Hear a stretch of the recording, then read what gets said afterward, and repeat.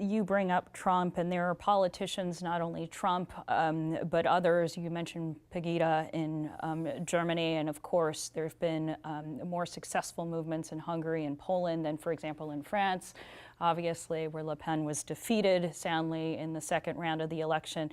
But politicians who are playing off fear and anger of the other, without regard to fact, and willing supporters who are okay with accepting alternate realities.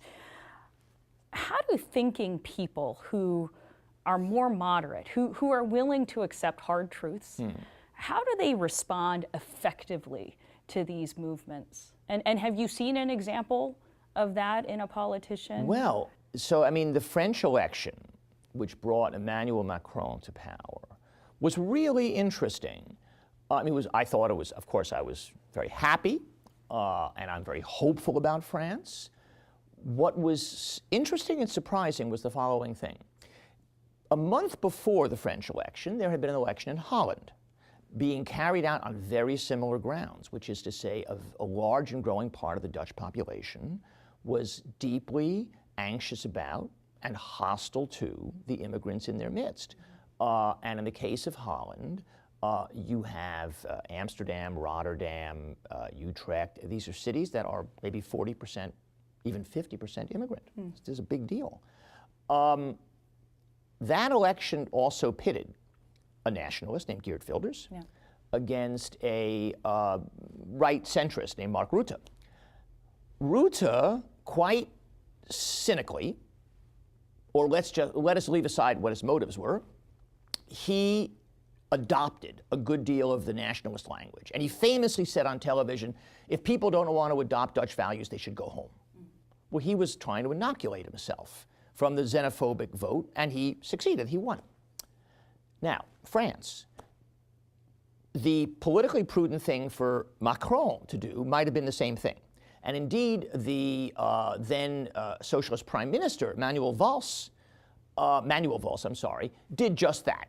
And he said Merkel made a terrible mistake in taking all those refugees. Macron never said that.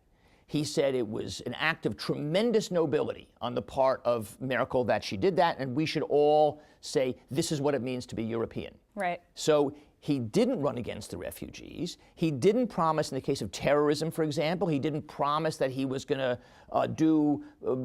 he would do superhuman things. He didn't say that he would keep a state of emergency going. He said these are hard problems that we have to find difficult solutions to. He represented the liberal point of view about as honestly as you can. And he won. He won resoundingly. He won 2-1, 66-33. That's very hopeful. I mean, that implies, maybe there is a way that you can speak honestly. And then it makes you ask, okay, well, why did it work for Macron and not Hillary Clinton? Right. Right? And so Macron was a genuinely new person. And at the moment when anybody who feels like they are part of the system is hugely suspect because people are so hostile and angry and lost and alienated, somebody like Macron, who says the whole system has been wrong, left, right, they're part of the same game, and I come from outside of that, he was able to thread that needle. And he may have also won because there might have been an anti-Trump backlash in France. Yes, I think some piece of it, not a lot, right. Not a lot, okay. But certainly the hardcore Le Pen supporters think Donald Trump is great. I mean, I know that, and in fact, the person who was my French teacher in Paris, one of the first things he ever said to me was, "Je suis un déplorable." I am a deplorable. He was. He wears it as a badge of honor. Absolutely, he was, and he thinks Donald Trump is great. So maybe in effect, small. However, my worry is that let's say there are two huge problems here. The one we've talked about, the problem of the other, and then the economic problem. And they're connected because people blame their economic misfortune on the other, right? Right. Now, the thing that will be the experiment that a person like Macron is going to carry out is the following. I don't think he can do very much about the problem of the other. He might be able to do something about the really stagnant French economy. If that is so, we will see the extent to which we can solve the cultural issue Right. by virtue of unsticking the economic issue.